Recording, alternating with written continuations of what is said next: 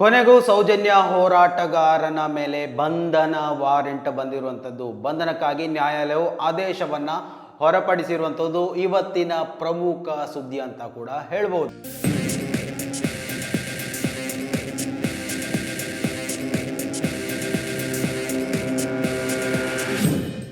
Hello hi ಎಲ್ರಿಗೂ ನಮಸ್ಕಾರ, welcome back to Janata agent. Dharmasthala ಪ್ರಕರಣದಲ್ಲಿ ಏನೆಲ್ಲ ಆಗು ಹೋಗುಗಳು ನಡೀತಾ ಇದೆ, ಏನೆಲ್ಲ ಅಪ್ಡೇಟ್ಗಳು ನಡೀತಾ ಇದೆ ಅನ್ನೋದರ ಬಗ್ಗೆ ಕಂಪ್ಲೀಟ್ ಡೀಟೇಲ್ಸ್ ಅನ್ನ ಈ ಒಂದು ವಿಡಿಯೋದಲ್ಲಿ ಹೇಳ್ತಾ ಹೋಗ್ತೀನಿ. ಅದಕ್ಕೂ ಮೊದಲು ಈ ಒಂದು ವಿಡಿಯೋವನ್ನ ನೀವು ಮೊದಲನೇ ಬಾರಿ ವೀಕ್ಷಣೆ ಮಾಡ್ತಾ ಇದ್ರೆ ದಯವಿಟ್ಟು ಈ ಒಂದು ಚಾನಲ್ ಅನ್ನ ಸಬ್ಸ್ಕ್ರೈಬ್ ಮಾಡ್ಕೊಂಡು ನೋಡಿ. ಮಾತ್ರವಲ್ಲ, ನಿರಂತರವಾಗಿ ಇಂತಹ ಅಪ್ಡೇಟ್ಗಳೊಂದಿಗೆ ನಿಮ್ಮ ಮುಂದೆ ಬರುವಂತಹ ಪ್ರಯತ್ನಗಳನ್ನ ನಾವು ಮಾಡ್ತೀವಿ.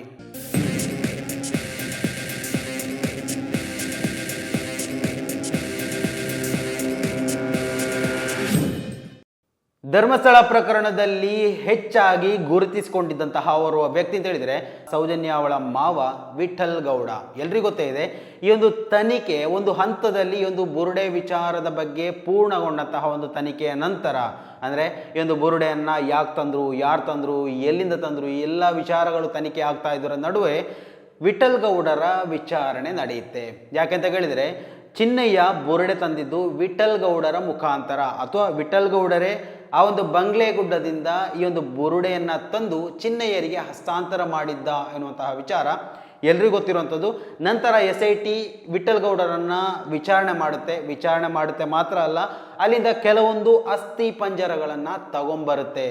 ಅಂದರೆ ಬಂಗ್ಲೆಗುಡ್ಡದಲ್ಲಿ ಗುಡ್ಡ ಹಾಕಿದ ರೀತಿಯಲ್ಲಿ ಅಸ್ಥಿ ಪಂಜರಗಳು SIT ಅಧಿಕಾರಿಗಳಿಗೆ ಸಿಗುತ್ತೆ. ಸೊ ಇದು ಎಲ್ಲಿಂದ, ಏನು ಎತ್ತ ಅನ್ನೋದ್ರ ಬಗ್ಗೆ ತನಿಖೆಯನ್ನು ಮುಂದುವರಿಸಿದ್ರು. ಒಂದು ಕಡೆ ಈ ಒಂದು ವ್ಯಕ್ತಿಗಳ ವಿರುದ್ಧವಾಗಿ ನಾವೀಗಾಗಲೇ ಗಮನಿಸಬಹುದು, ಪ್ರಾಥಮಿಕ ವರದಿ ಅಥವಾ ಏನು ನ್ಯಾಯಾಲಯಕ್ಕೆ ಸಮರ್ಪಣೆ ಮಾಡಿದ್ದಾರೆ ಅದರಲ್ಲಿ ನಂಬರ್ 4 ಆರೋಪಿಯಾಗಿ ವಿಠಲ್ ಗೌಡರ ಹೆಸರಿದೆ. ಸೊ ಎಲ್ಲ ಕಾರಣಕ್ಕಾಗಿ ಇವತ್ತು ಈ ಒಂದು ವಾರ್ತೆಯು ಪ್ರಮುಖ ಪಾತ್ರವನ್ನು ವಹಿಸುತ್ತೆ. ಯಾಕಂತ ಕೇಳಿದರೆ, ಈ ಒಂದು ವ್ಯಕ್ತಿಯ ಬಂಧನಕ್ಕೆ ಇವಾಗ ವಾರೆಂಟ್ ಬಂದಿರುವಂಥದ್ದು. ನ್ಯಾಯಾಲಯವು ಈ ಒಂದು ಆದೇಶವನ್ನು ಇವತ್ತು ಹೊರಹಾಕಿರುವಂಥದ್ದು. ವ್ಯಕ್ತಿಯನ್ನ ಅಂದರೆ ವಿಠಲ್ ಗೌಡ, ಸೌಜನ್ಯ ಅವರ ಮಾವನನ್ನ ಬಂಧಿಸಬೇಕು.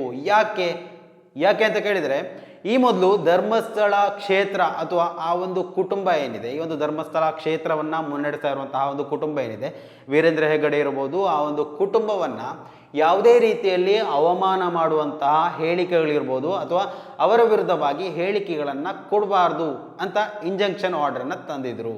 ಸೊ ಇದು ಕೋರ್ಟ್ ಮುಖಾಂತರ ಅವರು ಸ್ಟೇ ಆರ್ಡರ್ನ ತಂದಿದ್ರು. ನಮ್ಮ ಹೆಸರೆತ್ತಿ ಆಗಲಿ ಅಥವಾ ನಮ್ಮ ಕ್ಷೇತ್ರಕ್ಕೆ ಅಪಮಾನ ತರುವಂತಹ ವಿಚಾರಗಳನ್ನು ಯಾರೂ ಪ್ರಸ್ತಾಪ ಮಾಡಬಾರ್ದು ಅಂತ ಕೋರ್ಟ್ ಆದೇಶವನ್ನು ಕೊಟ್ಟಿತ್ತು.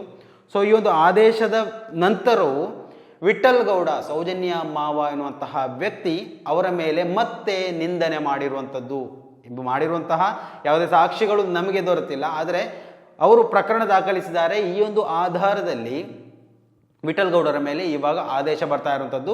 ವಿಠಲ್ ಗೌಡರನ್ನ ಅರೆಸ್ಟ್ ಮಾಡಬಹುದು. ಅಂದರೆ ಈ ಒಂದು ಇಂಜಂಕ್ಷನ್ ಆರ್ಡರನ್ನ ಉಲ್ಲಂಘಿಸಿ ಇವತ್ತು ಮತ್ತೆ ಅವರ ಮೇಲೆ ನಿಂದನೆ ಮಾಡಿದ್ದಾರೆ. ಯಾವುದಾದ್ರೂ ಮಾಧ್ಯಮಗಳಲ್ಲಿ ಹೇಳಿಕೆಗಳನ್ನು ಕೊಟ್ಟಿರ್ಬೋದು.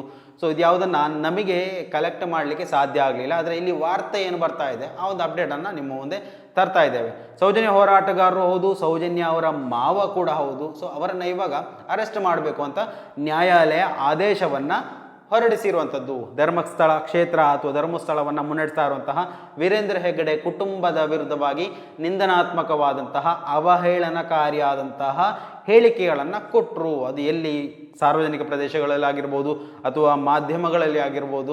ಸೊ ಯಾವುದೇ ಪ್ರಕಾರಗಳಲ್ಲೂ ಕೂಡ ಅವರ ವಿರುದ್ಧವಾಗಿ ಧ್ವನಿ ಎತ್ತಬಾರದು ಎನ್ನುವಂತಹ ಒಂದು ಆರ್ಡರನ್ನು ಅವರು ನ್ಯಾಯಾಲಯದ ಮುಖಾಂತರ ತಂದಿದ್ರು. ಸೊ ಇದನ್ನು ಉಲ್ಲಂಘನೆ ಮಾಡಿದ ಆರೋಪದಲ್ಲಿ ಇವತ್ತು ಸೌಜನ್ಯ ಅವರ ಮಾವರ ಮೇಲೆ ಪ್ರಕರಣ ದಾಖಲಾಗಿರುವಂಥದ್ದು. ಮಾತ್ರವಲ್ಲ, ಅರೆಸ್ಟ್ ವಾರೆಂಟ್ ಕೂಡ ಬಂದಿರುವಂಥದ್ದು. ಸೊ ಇದು ಅರೆಸ್ಟ್ ಆಗ್ತಾರಾ ಇಲ್ವಾ ಎನ್ನುವುದರ ಬಗ್ಗೆ ಮುಂದಿನ ದಿವಸಗಳಲ್ಲಿ ಗಮನಿಸಬಹುದು. ಆದರೆ ನ್ಯಾಯಾಂಗ ವ್ಯವಸ್ಥೆಯಲ್ಲಿ ಏನಿದೆ ಎನ್ನುವುದರ ಬಗ್ಗೆ ಸಣ್ಣ ಮಟ್ಟದಲ್ಲಿ ವಿವರಿಸ್ತೀನಿ. ಅಂದರೆ ಈ ರೀತಿ ವಾರೆಂಟ್ ಬಂದರೂ ಕೂಡ 1 ತಿಂಗಳ ಕಾಲಾವಕಾಶ ಇರುತ್ತೆ ಇವರಿಗೂ ಕೂಡ. ಸೌಜನ್ಯ ಮಾವ ವಿಠಲ್ ಗೌಡ ಅವರು ನ್ಯಾಯಾಂಗ ವ್ಯವಸ್ಥೆಯಲ್ಲಿ ಅವರಿಗೆ ಅಪೀಲ್ ಮಾಡುವಂತಹ ಅವಕಾಶಗಳು ಇರುತ್ತೆ. ಈ 1 ತಿಂಗಳ ಎಡೆಯಲ್ಲಿ ಅವರು ತಮ್ಮ ವಕೀಲರನ್ನು ನೇಮಿಸಿಕೊಂಡು ಈ ಒಂದು ವಿಚಾರದಲ್ಲಿ ಅಪೀಲ್ ಹೋಗ್ಬೋದು. ಎಲ್ಲಿ ನಿಂದನೆ ಮಾಡಿರುವಂಥದ್ದು ಅದರ ಎಕ್ಸ್ಪ್ಲನೇಷನ್ ಕೊಡ್ಬೋದು, ಇದರ ಬಗ್ಗೆ ಮಾಹಿತಿಯನ್ನು ನ್ಯಾಯಾಲಯಕ್ಕೆ ಕೊಡ್ಬೋದು, ನ್ಯಾಯಾಲಯವನ್ನು ಮನವರಿಕೆ ಮಾಡುವಂತಹ ಪ್ರಯತ್ನಗಳನ್ನು ಮಾಡ್ಬೋದು. ಸೊ ಇದು ಅರೆಸ್ಟ್ ಅಂತ ಹೇಳಿದರೆ ಅರೆಸ್ಟ್ ಅಂತ ಮಾತ್ರಕ್ಕೆ ಅವರನ್ನು ಕೋಳ ಹಾಕ್ಕೊಂಡು ಕರ್ಕೊಂಡು ಹೋಗುವಂತಹ ವಿಚಾರ ಅಲ್ಲ. 1 ತಿಂಗಳ ಕಾಲಾವಕಾಶ ಇರುತ್ತೆ.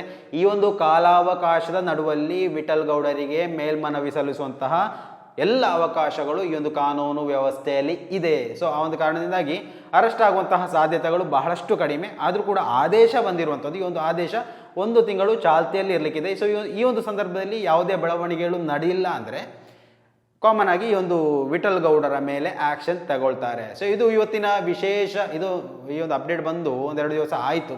ಸೊ ಶನಿವಾರ ಆದಿತ್ಯವಾರದ ಕಾರಣದಿಂದಾಗಿ ಕೆಲವೊಂದು ಕಾರ್ಯಕ್ರಮಗಳು, ಕೆಲವೊಂದು ನಮ್ಮ ಊರಿನ ಜಾತ್ರೆ ಇವೆಲ್ಲವೂ ಇದ್ದ ಕಾರಣದಿಂದಾಗಿ ಯಾವುದೇ ಅಪ್ಡೇಟ್ಗಳನ್ನು ನಿಮ್ಮ ಮುಂದೆ ತರುವಂತಹ ಆ ಒಂದು ಪ್ರಯತ್ನವನ್ನು ಮಾಡಲಿಕ್ಕೆ ಸಾಧ್ಯ ಆಗಿರಲಿಲ್ಲ. ಸೊ ಇವತ್ತು ಸೋಮವಾರ ಫ್ರೆಶ್ ಆಗಿ ಎಲ್ಲ ಅಪ್ಡೇಟ್ಗಳನ್ನು, ಯಾವುದೆಲ್ಲ ಅಪ್ಡೇಟ್ಗಳು ಕಾಯ್ತಾ ಇದೆ ಅವೆಲ್ಲವನ್ನು ನಿಮ್ಮ ಮುಂದೆ ತರುವಂತಹ ಪ್ರಯತ್ನಗಳನ್ನು ಮಾಡ್ತೀವಿ. ಸೊ ಈ ಒಂದು ವಿಚಾರದಲ್ಲಿ ನಿಮ್ಮ ಅಭಿಪ್ರಾಯಗಳನ್ನು ಕೂಡ ಕಮೆಂಟ್ ಮಾಡಿ.